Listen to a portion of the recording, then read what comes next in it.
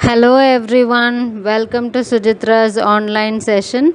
Today I'm going to narrate the story of the elephants and the mice. It's a bedtime story, hope you will really love it. We might wonder as to how such huge and mighty elephants be friends with the little and tiny mice. Please listen to the story and understand the friendship between them. Long ago, there was a beautiful city with lots of large temples and houses. The city was prosperous and its residents were always very happy and cheerful. Close to the city was a large and clean lake. The water in the lake was very sweet, but with the passage of time, the city turned into ruins and its residents moved to faraway towns and cities in other kingdoms. They took all their belongings along, including their cattle, bullocks, goats, and horses. Even the stray dogs and cats decided to follow the residents of the city and moved out with them. Only the mice in the city decided to stay back, even without any residents. The natural vegetation in the city supplied enough food for the mice that they decided to stay back. The city was lined with a lot of fruit trees. They could now eat a variety of fruits and vegetables that grew in the city. Slowly, the mice grew in number, and the entire city turned into a city of mice. Several generations started living together in the city. There were grandparents, parents, uncles, aunts, cousins, and lots of baby mice. It was one large mice family. They held their own festivals and get togethers. They took great care of each other in sickness and in health. Far away from the city, there was a very dense forest. A huge river used to pass through the forest, supplying clean water to all the animals staying in the jungle.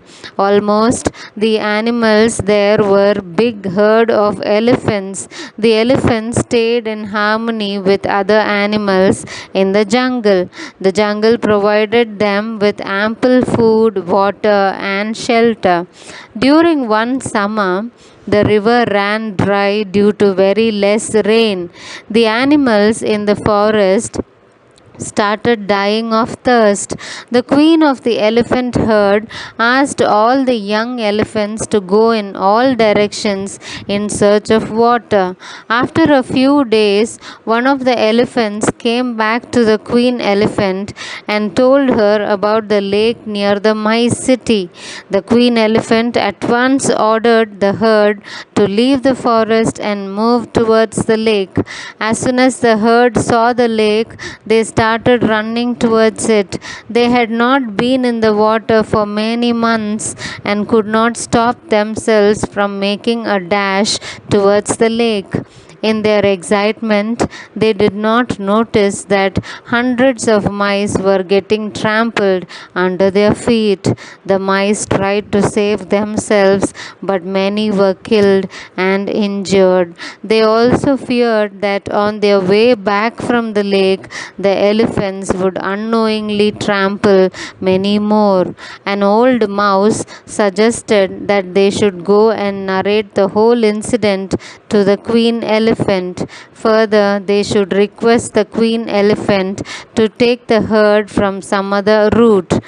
The mice did as suggested by the old mouse. The queen elephant was very sorry for the loss that the herd had brought upon the city of mice. She assured the mice that the herd would take a different route while going back to the forest and would never come near the city of mice. The old mice thanked the queen for understanding their concern. He also told the queen that the mice family would always be ready to help the elephants if need be. Many months passed away. The king of a nearby kingdom was raising an army and wanted a lot of elephants for his regiment. His servants went to the forest and laid traps for catching the elephants. They dug deep trenches and covered them with leaves and kept lots of bananas on them. The elephants, while trying to reach out for the bananas, fell into the traps. The servants pulled out the trapped elephants with the help of the other tamed elephants. Once out of the trenches, the servants tied them up to the trees with the help of thick ropes and went back to inform the king. The queen elephant was one among those who got trapped. She kept calm and started thinking of a way to escape. At once, she thought of the old mouse and his promise of helping the elephants whenever required. She called one of the young elephants who had not fallen into the trench and was still free. She asked the young elephant to go to the city of mice and narrate the entire incident. The young elephant did as instructed. Soon, thousands of mice came running to the forest to help their friends in this hour of need. Within minutes, they cut the loose ropes with their sharp teeth. The elephants were free again. The queen elephant thanked the old mouse for remembering the promise and for rescuing the elephants from their captors. The old mouse was happy that the mice were able to help the elephants and thus repay the debt. The elephants and the mice became great friends. They lived in peace ever after. Hope you like the story. Tomorrow I'll come up with a new bedtime story. Until then, see you. Bye bye. This is Suchitra.